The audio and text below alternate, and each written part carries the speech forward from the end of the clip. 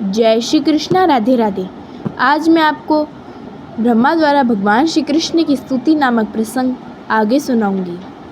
हे भगवान, मुझे उन लोगों के विषय में कुछ नहीं कहना जो यह विज्ञापित करते हैं कि उन्हें ईश्वर का साक्षात्कार हो चुका है या आपकी अनुभूति के कारण वे स्वयं ईश्वर बन गए हैं। किंतु जहाँ तक मेरा प्रश्न है, मैं यह स्पष्ट स्वीकार करता हूँ कि मेरे लिए मनसा वाचा या कर्मणा आपको समझ पाना संभव नहीं है।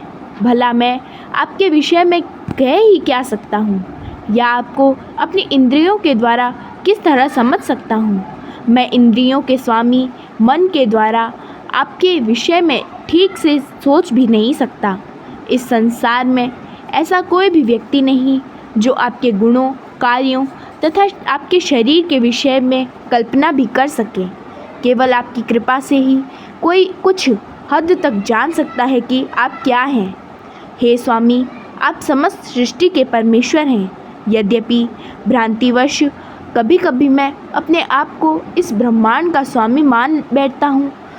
मैं इस ब्रह्मांड का स्वामी हूँ भी तो ऐसे तो असंख्य ब्रह्मांड है और ऐसे असंख्य ब्रह्मा हैं जो उन ब्रह्मांडों के नियामक हैं, किंतु वास्तव में आप उन सब के स्वामी हैं। प्रत्येक प्राणी के हृदय में परमात्मा स्वरूप रहकर आप हर बात जानते हैं।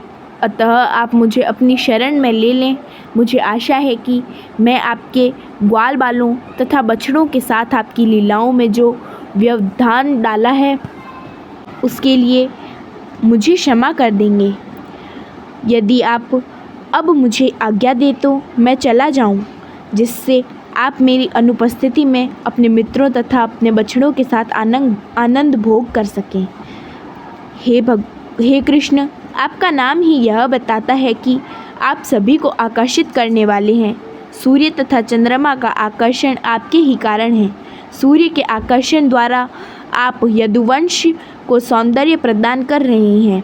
चंद्रमा के आकर्षण के कारण आप भूमि, देवताओं, ब्राह्मणों, गायों तथा सागरों की शक्ति को बढ़ा रहे हैं। आपके परम आकर्षण के कारण ही कंस आदि असुरों का संहार हुआ है। अतः मैं इस निष्कर्ष पर पहुंचता हूं कि इस सृष्टि में आप ही एकमात्र पूजनीय विग्रह हैं। कृपया इस जगत के संसार तक मेरा सादर नमस्कार स्वीकार करें। जब तक इस जगत में सूर्य का प्रकाश है, तब तक मेरा विनम्र प्रणाम स्वीकार करें।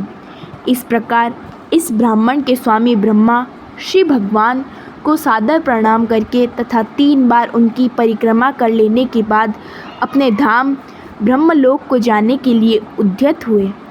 श्री भगवान ने संकेत द्वारा उन्हें वापस जाने की अनुमति दे दी।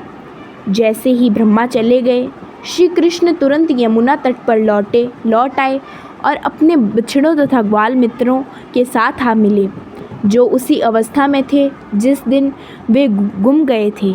श्री कृष्ण ने अपने मित्रों को यमुना तट पर कलेवा करते छोड़ा था और यद्यपि वे ठीक 1 वर्ष बाद लौटे थे, किंतु उन्हें लग रहा था कि वे 1 सेकंड में ही वापस आ गए हैं।